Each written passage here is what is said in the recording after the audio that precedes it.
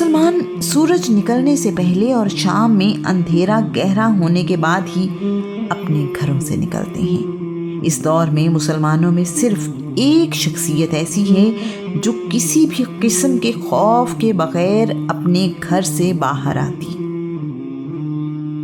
آج کا عنوان، بھائی کیا خبر لائے ہو؟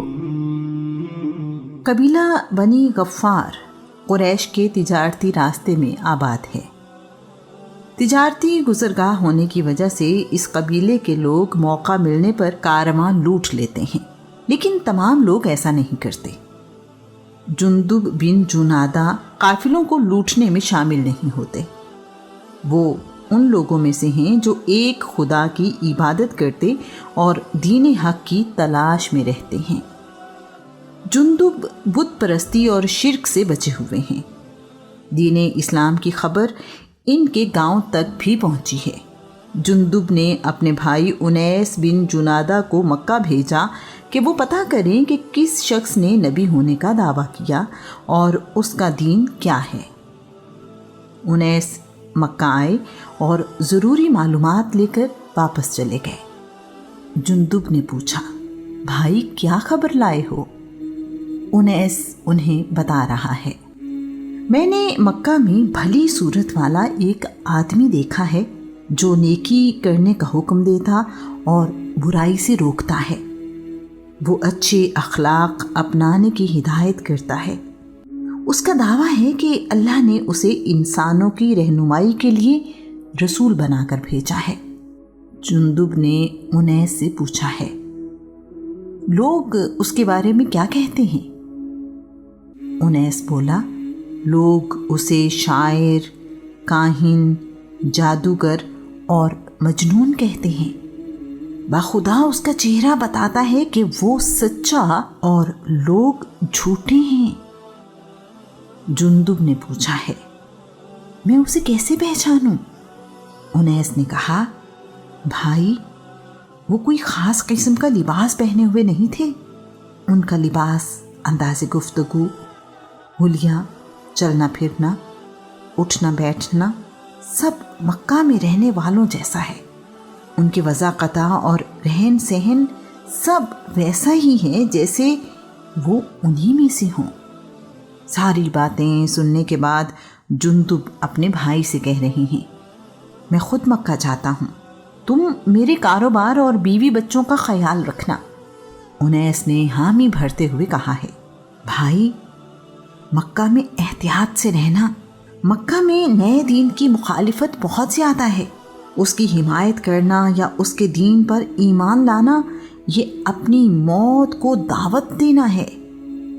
قریش برداشت نہیں کرتے کہ اس کا دین پھیلے۔ باقی داستان جندب سے سنتے ہیں۔ میں اپنے لیے کھانے کا سامان اور عصا ہاتھ میں لے کر پیدل ہی مکہ چلا آیا۔ جس کی تلاش میں آیا تھا نہ تو اس کا نام جانتا اور نہ ہی اس کو شکل سے پہچانتا تھا۔ میں نے اپنے بھائی کی بات مانی اور احتیاط کرتا رہا۔ میں نے مکہ آنے کا مقصد کسی پر ظاہر نہیں کیا۔ میں سارا دن کعبہ میں ہی موجود رہا۔ رات ہوئی تو ایک شخص میرے پاس آیا اور کہنے لگا، تم مسافر ہو، آؤ میں تمہیں اپنے ساتھ لے چلوں، رات آرام سے گزر جائے گی۔ اچھے لوگ مسافروں کے کھانے اور رہنے کا انتظام کر دیا کرتے تھے۔ جس شہر میں کوئی دوست یا عزیز نہ ہو وہاں مسافروں کے لیے یہی واحد راستہ تھا۔ میں اس شخص کے ساتھ چلا گیا، رات اس کے گھر ٹھہرا اور اگلی صبح کعبہ میں آ گیا۔ سارا دن گزر گیا۔ نہ میں نے کسی سے نبی کے بارے میں پوچھا، نہ ہی مجھے کوئی ایسی خبر ملی کہ وہ کون ہیں اور کہاں رہتے ہیں۔ دوسری شام بھی وہی سخی مجھے اپنے گھر لے گیا، کھانا کھلایا اور رات گزارنے کا انتظام کیا۔ دونوں راتوں میں ہمارے درمیان کوئی بات نہ ہوئی۔ تیسری صبح میں پھر کعبہ میں تھا۔ اس شام اس بھلے آدمی نے گھر لے جاتے ہوئے مجھ سے پوچھا، مسافر تم یہاں کیسے آئے ہو؟ میں نے اس بھلے آدمی سے کہا، میرے ساتھ وعدہ کرو کہ تم میرا راز کسی پر ظاہر نہیں کرو گے۔ اس نے مجھے رازداری کا یقین دلایا تو میں نے مکہ آنے کا مقصد بتایا۔ میری بات سننے کے بعد اس بھلے آدمی نے کہا، میرا نام علی ابن ابی طالب ہے۔ محمد صلی اللہ علیہ وآلہ وسلم میرے چچا زاد بھائی اور اللہ کے سچے رسول ہیں۔ کل صبح میں تمہیں ان کے پاس لے جاؤں گا۔ میری پریشانی ختم ہونے کو تھی، میری خوشی کی کوئی حد نہ رہی۔ ساری رات مجھے صبح ہونے کا بے چینی سے انتظار رہا۔ اللہ کریم نے مجھے اس سے ملوانے کا انتظام کر دیا جس کی خاطر میں مسافر ہوا تھا۔ ساری رات اسی خوشی اور آنے والے دن کے بارے میں سوچتے گزری۔ مجھے رات بہت لمبی محسوس ہوئی۔ صبح ہونے کا نام ہی نہیں لے رہی تھی۔ صبح ہوئی تو علی میرے پاس آئے اور کہنے لگے، مکہ کے لوگ ایمان لانے والوں کے بہت خلاف ہیں، تم میرے پیچھے پیچھے آؤ، میں تمہیں رسول اللہ کے پاس لے کر چلتا ہوں۔ اگر میں نے کوئی خطرہ محسوس کیا تو رک کر ایسے جھکوں گا جیسے میں اپنے جوتے کے تسمے ٹھیک کر رہا ہوں۔ تم اس صورت میں ادھر ادھر ہو جانا۔ اگر کوئی خطرہ نہ ہوا تو اطمینان سے میرے پیچھے آتے رہنا۔ میں علی کے پیچھے پیچھے چلتا رہا۔ راستے میں کوئی مشکل پیش نہ آئی۔ ہم ایک گھر میں داخل ہوئے تو وہاں وہ شخصیت موجود تھی جس کی تلاش مجھے مکہ لائی تھی۔ میں نے انہیں سلام کرتے ہوئے کہا، السلام علیکم ورحمۃ اللہ۔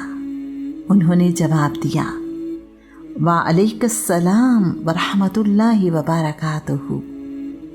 یہاں یہ بات قابل ذکر ہے کہ جندب پہلے شخص تھے جنہوں نے آ کر یوں سلام کیا۔ انہوں نے مجھے اسلام کے بارے میں بتایا۔ رسول اللہ کی باتیں میرے دل میں اتر گئیں اور میں ایمان لے آیا۔ سارا دن میں رسول اللہ کی خدمت میں بیٹھا ان کا چہرہ دیکھتا اور ان کی میٹھی آواز سنتا رہا۔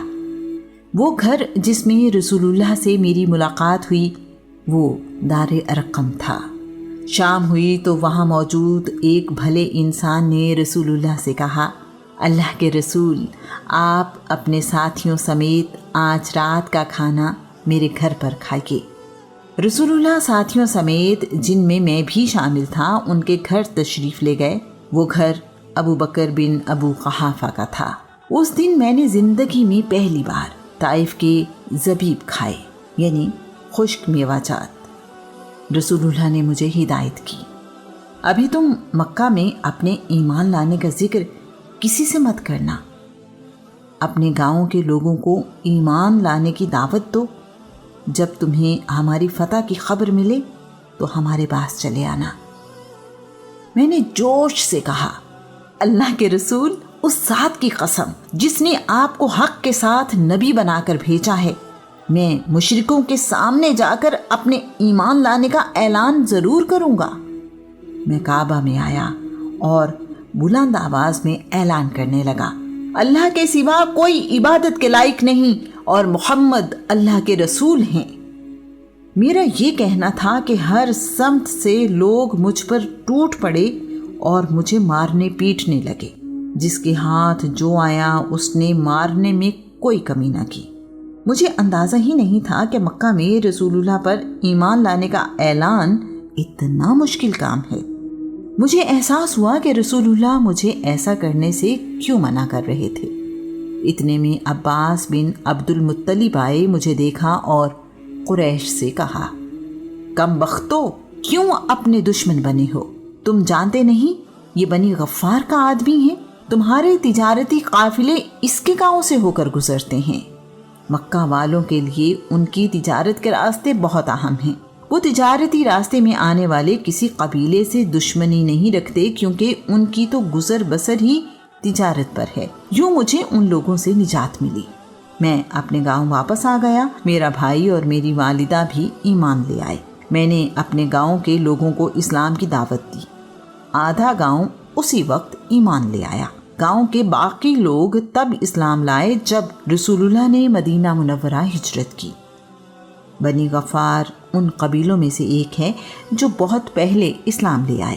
رسول اللہ نے کہا، جن لوگوں پر نیلا آسمان سایہ کیے اور جنہیں مٹی والی زمین نے اٹھایا ہوا ہے ان میں سب سے زیادہ سچا ابو ذر ہے۔